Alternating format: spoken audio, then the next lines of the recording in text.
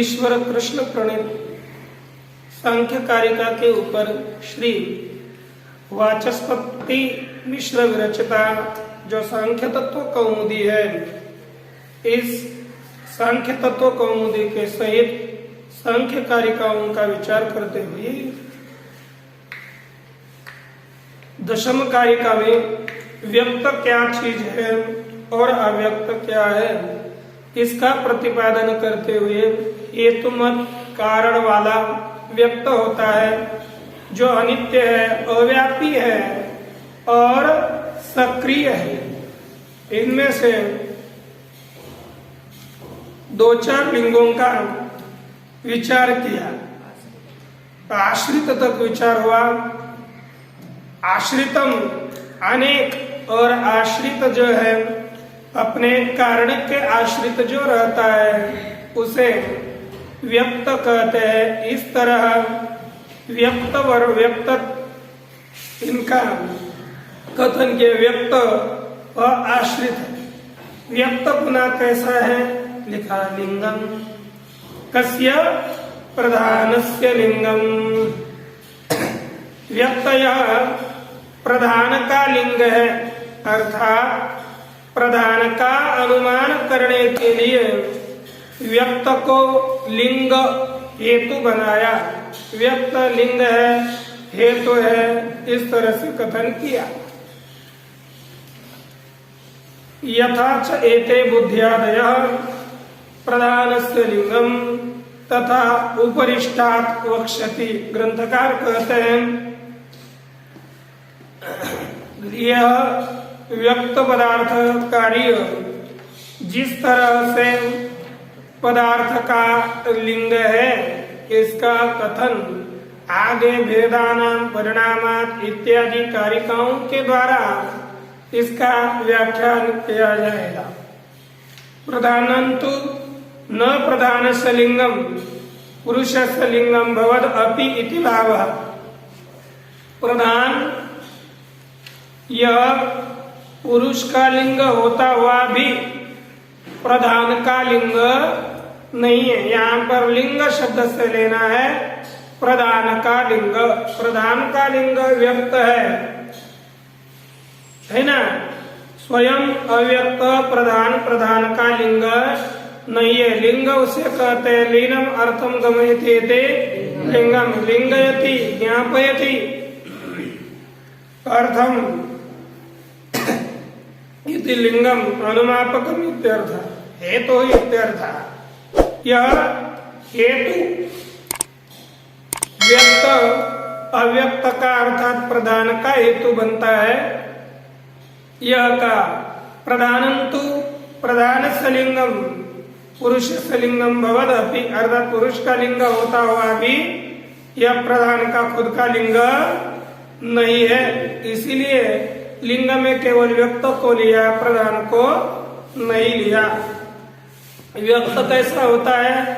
सावयवम, सावयव, अवयवनम अवयव, जो अवयव है, अवयव कोई अर्थात अवयव है, और अवयवानाम अवयवीनाम मिथः संश्लेष मिश्रणम संयोग इति यावत, कहते अवयवों का और अवयवी पदार्थों का परस्पर जो संश्लेष मिश्रण संयोग, उसे ही कहते हैं अवयवी, सावयव। अवयवी अर्थात सावयव, अवयव सहित जो है वो अव्यक्त है। यहाँ पर संयोग शब्द का अर्थ करते हैं प्राप्ति पूर्विका प्राप्ति संयोग। संयोग का व्याख्यान किया, जो अप्राप्ति पूर्वक प्राप्ति हो उसी को संयोग कहते हैं।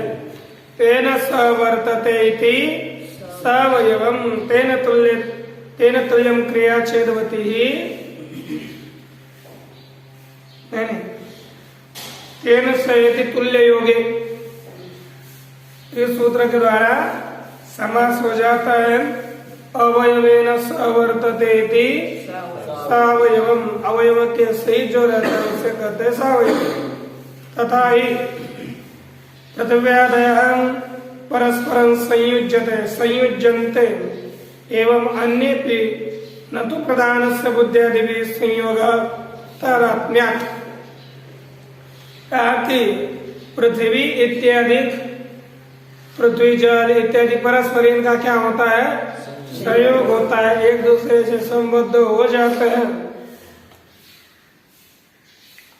इसी तरह जितने भी कार्य हैं, मन से लेकर इंद्रियों तक, विषयों तक, जितने भी कार्य है वे सभी कार्य एक दूसरे से संबद्ध हो जाते हैं, एक दूसरे से उनका संयोग होता है। न तो प्रधान से बुद्धियादि भी संयोग, प्रधान का बुद्धि इत्यादियों से बिल्कुल संयोग नहीं है। फिर क्या है? कहते तादात्म्य, उन दोनों का तादात्म्य है, क्योंकि मत ही बुद्धियादि रूप से परिणत होती है और सब जगत रूप से मत तत्व का ही परिणाम होता है। इसलिए जो जिसका परिणाम हो रहा है वो परिणाम ही होगा, उसका तादात्म्य माना जाएगा, उसका संयोग नहीं होगा। क्या नहीं होगा? उसका संयोग नहीं होता। नापि सत्वरजस्तमसाम परस्परम संयोग, और सत्वगुण, रजोगुण और तमोगुण इनका परस्पर संयोग भी नहीं है। अप्राप्तेर अभावात्, किसका अभाव होने से? अप्राप्ति का अभाव होने से इनका परस्पर संयोग भी नहीं होता। और जो कार्य होता है वह कैसा होता है? आगे बताया, परतंत्रम। कार्य अर्थात व्यक्त कैसा होता है? परतंत्र भी होता है। परतंत्रम बुद्ध्यादि, बुद्ध्यादि सभी कार्य है, व्यक्त है, इसलिए वे कैसे है? परतंत्र। बुद्धिया स्वकार्ये अहंकार्ये जनयितव्ये प्रकृत्या पूर्वोपेक्षते। देखो, यह बुद्धि अपना कार्य करने के लिए स्वतंत्र नहीं है, उसको अपेक्षा होती है।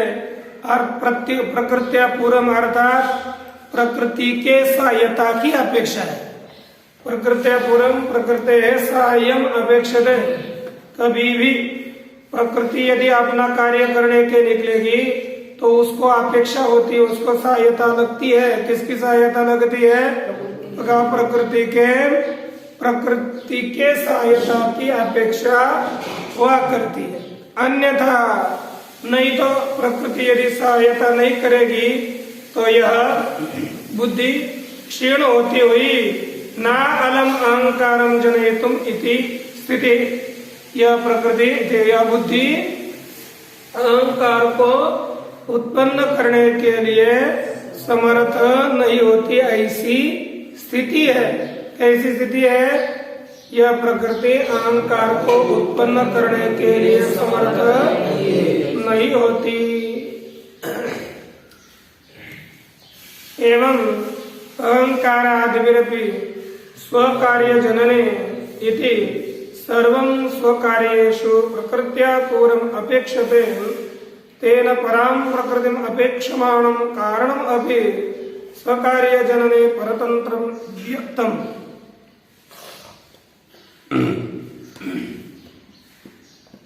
एवं अहंकारादिभिरपि स्वकार्य जनने, एवं अर्थात इस तरह अहंकारादिभिः अहंकार इत्यादियों के द्वारा स्वकार्य जनने अर्थात अपने कार्य के उत्पत्ति में सर्वं स्वकार्येषु प्रकृत्या पूर्वम् अपेक्षते, सभी जितने भी है ना, इसी प्रकार जितने भी पदार्थ है वह अपने अपने कार्यों को उत्पत्ति करते समय प्रकृति की सहायता की अपेक्षा करते हैं। इसलिए जितने भी कार्य है वे अपने कार्यों को उत्पन्न करते समय प्रकृति अपेक्षा करते हैं, अर्थात परतंत्र है। यह बस प्रधान से किसकी उत्पत्ति होती है? महतत्व की। महतत्व को उत्पन्न करते समय प्रधान स्वतंत्र है। प्रधान साक्षात महतत्व को उत्पन्न करता है तो उसमें स्वतंत्र है, लेकिन महतत्व अर्थात बुद्धि वो यदि अहंकार को उत्पन्न करने चलेगी तो वह बुद्धि परतंत्र है। महतत्व बुद्धि महतत्व एक शब्द है, समानार्थक शब्द है। ये दोनों भी, यह महतत्व परतंत्र है। अहंकार अपने कार्यों को उत्पन्न करते समय परतंत्र है। पंच तन्मात्रा भी अपने कार्यों को उत्पन्न करते समय परतंत्र है।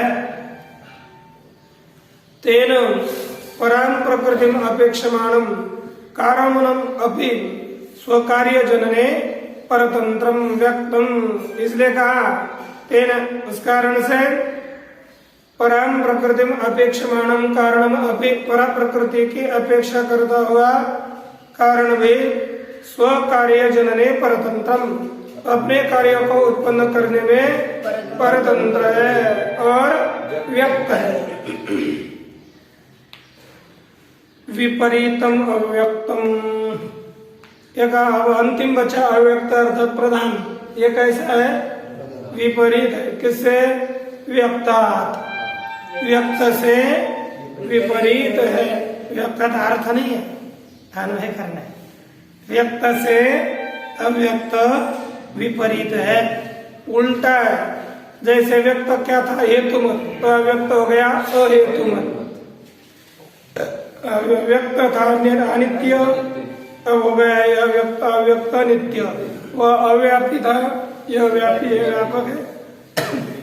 सक्रियम निष्क्रियम, यदि अपि अव्यक्तस्य अस्ति परिणाम लक्षणा क्रिया, यद्यपि यह अव्यक्त अर्थात प्रधान, उसमें परिणामी क्रिया है, उसका परिणाम होता है।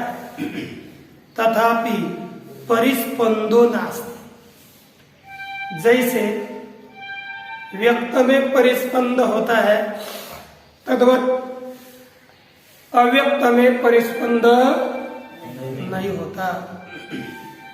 एकम, ये कैसा है? पुनः अनाश्रितम, कैसा है पुनः? उसके बाद अलिंगम अर्थात लिंग, अनवयवम अर्थात अवयव, स्वतंत्र अर्थात स्वतंत्र, और अव्यक्तम अर्थात अव्यक्त। यानी इस तरह अव्यक्त है, ये अव्यक्त का स्वरूप है। अब आपको कोई बोलेगा व्यक्त और अव्यक्त का व्यक्ताव्यक्तयो हो स्पष्टीकरणम कुरुत, अथवा व्यक्त और है ना, दोनों को तो व्यक्त इधर रखो अव्यक्त इधर रखो और क्रम से तद अनेन प्रबंधेन व्यक्ताव्यक्तयोर वैधर्म्यम उत्तम। तद अनेन प्रबंधेन अर्थात यह भी बताया हुए ग्रंथ के द्वारा व्यक्त और अव्यक्त इन दोनों का वैधर्म्य बताया। क्या बताया? वैधर्म्य। अब ये भी ऐसे ही प्रश्न आ सकता है, व्यक्त और अव्यक्त का वैधर्म्य बताइए, व्यक्त और अव्यक्त का साधर्म्य बताइए, ऐसे प्रश्न हो सकते हैं। तब ये कार्य का कंठस्थ होगी तो आप व्यक्त और अव्यक्त का वैधर्म्य बता सकेंगे। अब उन दोनों का साधर्म्य है ये बताने जा रहे हैं। संप्रतितयो हो साधर्म्यम पुरुषाच्च वैधर्म्यम। ये व्यक्त और अव्यक्त का अब इस अग्रिम श्लोक में साधर्म्य बताएंगे, और ये दोनों पुरुष से अलग है, पुरुष से इनका वैधर्म्य का भी प्रतिपादन करेंगे। तो देख लीजिए अगले श्लोक। त्रिगुणम विवेकी विषय सामान्यम चेतनम प्रसवधर्मी व्यक्तम तथा प्रधानम तद्विपरीतस्तथा च पुमान्।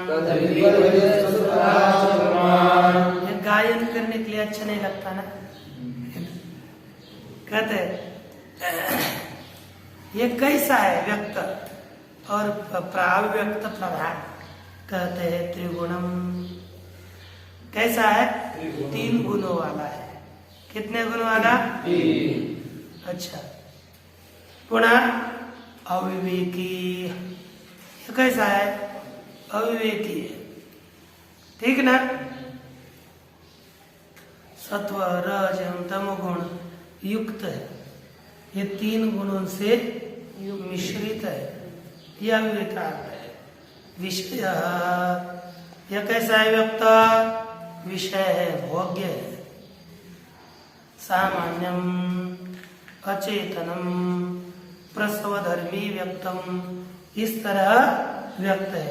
तथा प्रधानम, उसी तरह प्रधान भी है। जैसा जितने गुण व्यक्त में है, कार्य में है, त्रिगुण अविवेकी विषय सामान्य अचेतन प्रसवधर्मी, यह जैसा व्यक्त है तथा प्रधानम, प्रधान भी ऐसा ही है। कैसा है? त्रिगुण है, अविवेकी है, विषय है, सामान्य है, अचेतन है और प्रसव धर्मी है, ठीक है ना। ये पुरुष कैसा है? कहते पुरुष तद विपरीत तथा पुमान्, उसी प्रकार उनसे विपरीत पुरुष है। अर्थात पुरुष अत्रिगुण गुण रहित है ना, विवेकी, अविषय, असामान्य, चेतन और अप्रसवधर्मी पुरुष है। कार्यक्रम को कंठस्थ करिए। देखिए टीका। त्रिगुणम इति त्रयो गुणाः सुख दुख मोहाः अस्येति त्रिगुणम। त्रिगुणम किसे कहते हैं? 3 गुण है, सुख दुख और मोहात्मक 3 गुण है जिसके, उसे क्या कहते हैं? त्रिगुणम। अब यहाँ पर सुखादियों से, अब ये सुखादि किसके गुण माने हैं? हाँ, किसके गुण है? ये व्यक्त अव्यक्त क्या है? प्रधान इत्यादि क्या है ना। लेकिन व्यक्त अव्यक्त दोनों के समझो, लेकिन इसके पुरुष के नहीं है। ठीक है। तद अनेन सुखादीनाम आत्मगुणम गुणत्वम पराभिमतम अपाकृतम। पर अर्थात नैयायिक। नैयायिक कौन है? ये सभी किसके गुण माने हैं? हाँ, किसके गुण है? क्या बुद्धि है रे? क्या कैसे कुछ क्या कर पाओगे ऐसा? अभ्यास उसका तर्क संग्रह हुआ तो उसका आवर्तन करना चाहिए। कभी कभी आवर्तन उसको लेना चाहिए। एक वाक्य आता है, क्षणशः कनशश्च विद्यामर्थं च चिन्तयेत्, क्षणत्यागे कुतो विद्या, कणत्यागे कुतो धनम्।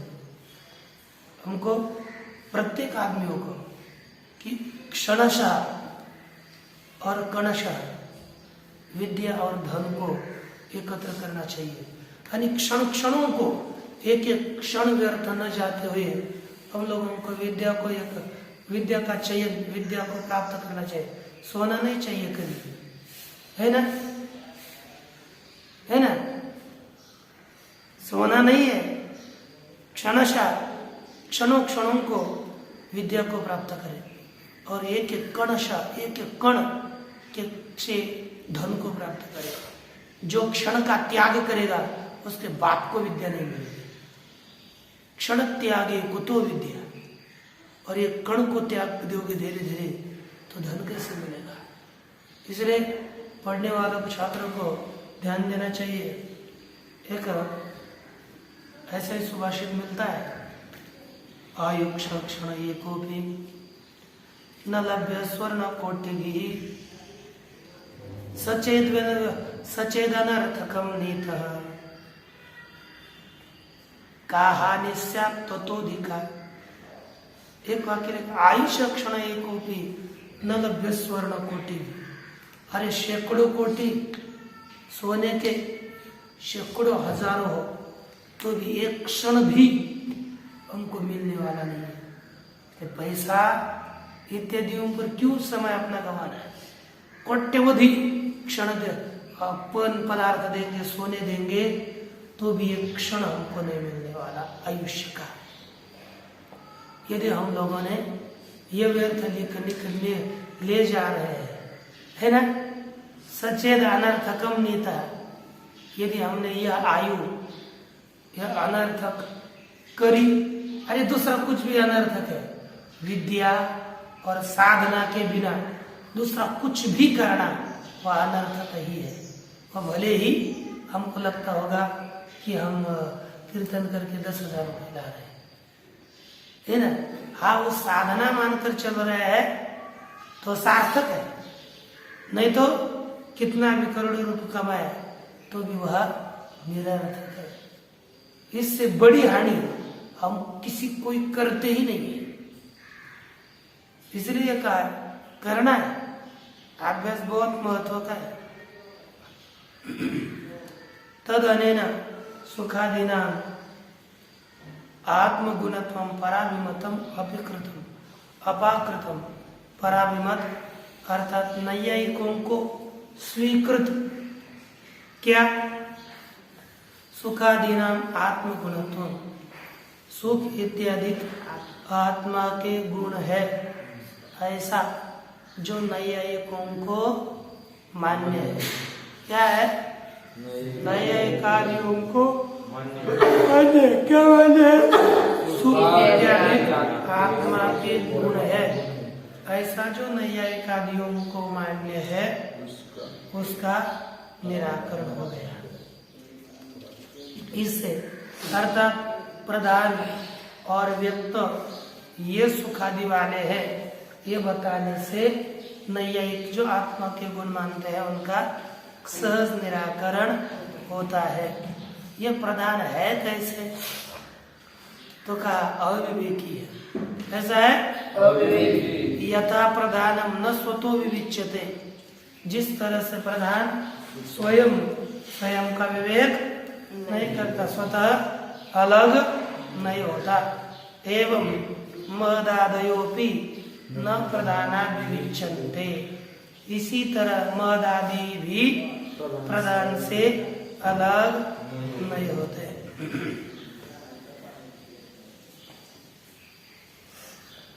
अपने आप पृथक तो है लेकिन पृथक नहीं होते। तदात्मकत्वात्, क्यों? यह प्रधानात्मक है, प्रधान रूप है, इसीलिए यह अतिरिक्त नहीं होते। अथवा संभूय कारिता अत्र अविवेकिता, अथवा क्या है? अविवेक क्या है? मिलकर काम करना। ये अकेला अकेले काम नहीं करते, ये मिलकर काम करने की आदत है। यही इनकी अविवेकी, यही इनका अविवेकी फल है। नहीं किंचित एकम पर्याप्तम स्वकार्य, इनमें जितने भी पदार्थ है उनको अपना कार्य करने के लिए अकेला पर्याप्त नहीं है, उसको किसी न किसी की सहायता लगी जाती है। तत्र नैकस्मात् यस्य कस्यचित् केनचित् संभवति, कहते एकस्मात् यस्य कस्यचित् केनचित् न संभव, कहा कि एक पदार्थ से जिसी किसकी भी केनचित् किसी भी रीति से उत्पत्ति नहीं होती। क्या कहा? नैकस्मात्, एक ही पदार्थ से जिस किसकी किसी के द्वारा भी उत्पत्ति नहीं होती। ये तो आहु, लेकिन जो पुरुष कहता है कि विज्ञानम एवं हर्ष विषाद महाध्यात्मकम, विज्ञान ही कैसा है? हर्ष विषाद और मोह शब्द आदि रूप है। कैसा है? हर्ष विषाद मोह शब्द आदि रूप कौन है? विज्ञान ही है। न पुनरितो अन्यस्त धर्म इति, इससे अलग उसका कोई धर्म नहीं है। उनके लिए उत्तर दे रहे। विषय, यह कैसा है? विषय। कौन है? विषय। कौन विषय है? विज्ञान। प्रधान और व्यक्त, ये दोनों भी विषय है, ग्राह्य है। अर्थात इसका विषय का तात्पर्य विज्ञानात् बहिर्तीयावत्, वे विज्ञान नहीं है, विज्ञान से बाहर है, अतिरिक्त है, अलग है। अतएव सामान्यम, इसलिए कैसा है? सामान्य, अर्थात साधारण है। घटादिवद अनेकैः पुरुषैः गृहीतम इत्यर्थ, जैसे घट इत्यादि को अनेक पुरुष जान लेते हैं, उसी तरह इसे भी अनेक पुरुष जानते हैं। विज्ञानाकारत्वे तु असाधारण्यात् विज्ञानानां वृत्तिरूपाणां ते अपि असाधारणाः स्युः। देखो, विज्ञानाकारत्वे तु असाधारण, विज्ञान का आकार ये कैसा है? असाधारण है, समान नहीं है। कैसा है? विज्ञानानां वृत्ति रूपानां, विज्ञान कैसे है? वृत्ति रूप, अंतःकरण की जो वृत्ति उसी को विज्ञान कहते हैं। वृत्ति रूप जो विज्ञान है ते भी असाधारण, उनके आकार असाधारण है, इसलिए विज्ञान इत्यादि भी असाधारण ही है।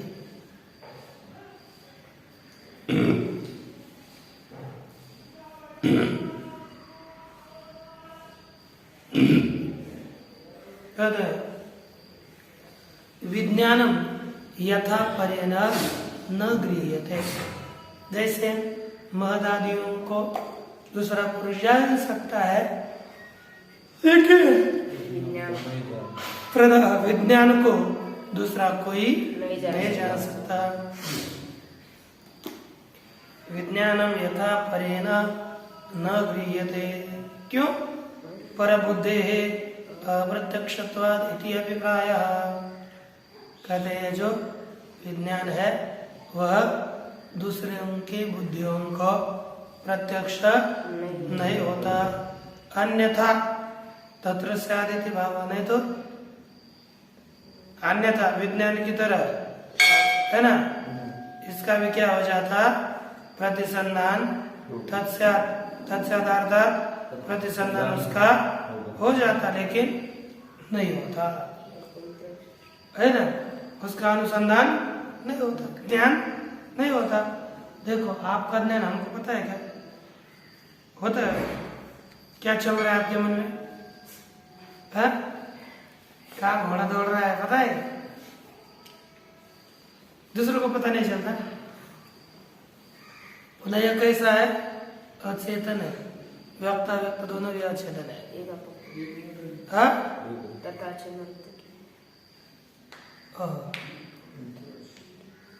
तथा च नर्तकी भ्रूलता भंगे एकस्मिन् बहुनाम प्रतिसंधानम युक्तम। जैसे एक नर्तकी है, नाचने वाली, उसने ऐसे अपने भ्रूलता भुए को टेढ़ा कर दिया, तो एक ही उसके भुए के टेढ़े किया है उसको दूसरे बहुत पुरुष देखते हैं कि नहीं, कई एक ही देखते हैं पुरुष, बहुत पुरुष देखते हैं।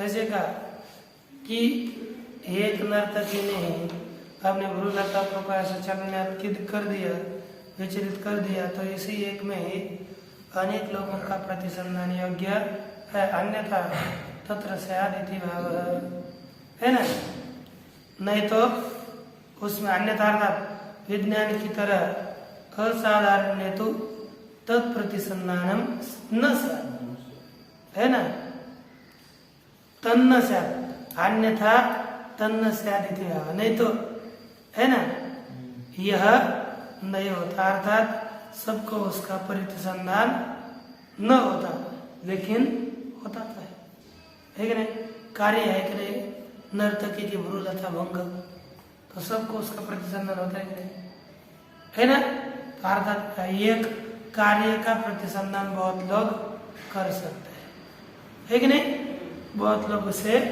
जान सकते हैं। कैसा है पुनः यह प्रधान विज्ञान, कहते प्रसव धर्म, कैसा है, अचेतन है एक, अच्छा, अचेतन इति सर्वैव प्रधान बुद्ध्यादयो अचेतनाः, सभी प्रधान बुद्धि इत्यादि स्थिति अचेतन है, न तो वैनाशिकत्वात् चैतन्यम बुद्धि इत्यर्थः, वैनाशिक होते हैं ना, अर्थात सांख्य उनकी तरह बुद्धि चेतन नहीं।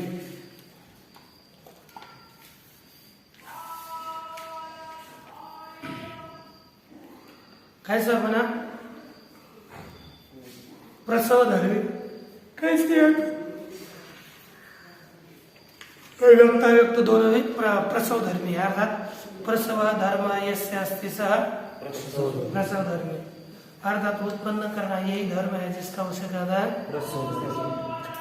प्रसव धर्म इति वक्तव्य मत्वर्थी व प्रसव धर्मस्य नित्य योगम आख्यातम। इन्होंने क्या बताना चाहिए था, प्रसव धर्म इतना ही बताना चाहिए था, लेकिन लिखा प्रसव धर्मी।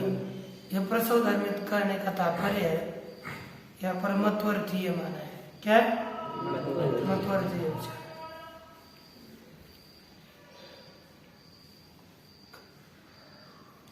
प्रसव धर्मस्य नित्य योगम आख्यातम, क्यों, प्रसव धर्म का नित्य इनके साथ संबंध है, ये बताने के लिए प्रसव धर्मी ये कहा।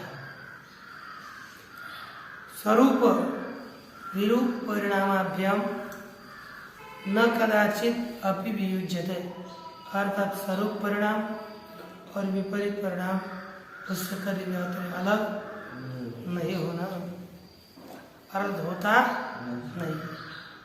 कैसा व्यक्तम व्यक्तवृत्तम अव्यक्ते अतिरिष्यति, ये जितने धर्म व्यक्त में है उन सभी धर्मों को अव्यक्त में भी है, इसका क्या करते हैं, अतिदेश करते हैं,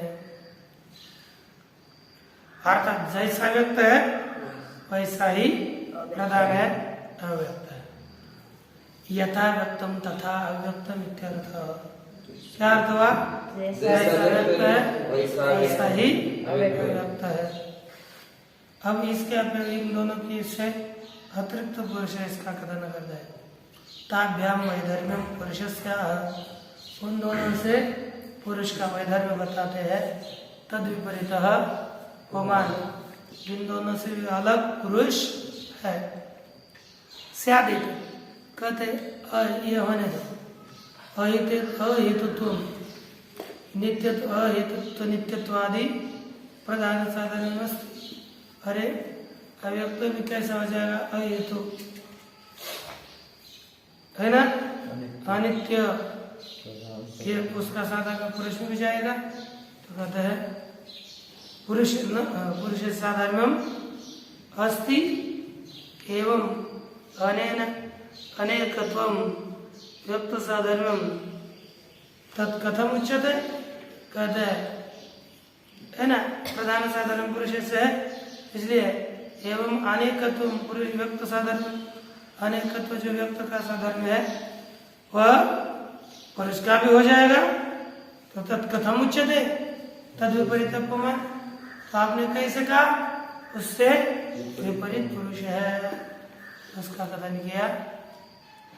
अत आह तथा चकारोपी अर्थ, यहाँ पर चकार भी विकार अर्थ है। अर्थात यद्यपि अहेतुत्वादिकम साधर्म्यम, यद्यपि अहेतु इत्यादि पुरुष का भी साधर्म्य है, तथा अपि अत्रैव गुण दोष वैपरीत्य हम अस्त्यव इत्यर्थ। इसलिए इनमें ही गुण दोष इनसे विपरीत आता है, पृथकता है, अलगता है। यह अर्थात प्रधान में गुण और दोष ये नहीं, पुरुष में गुण और दोष उनसे विपरीत है, इतना बताया गया। बाकी का विचार कल। ओम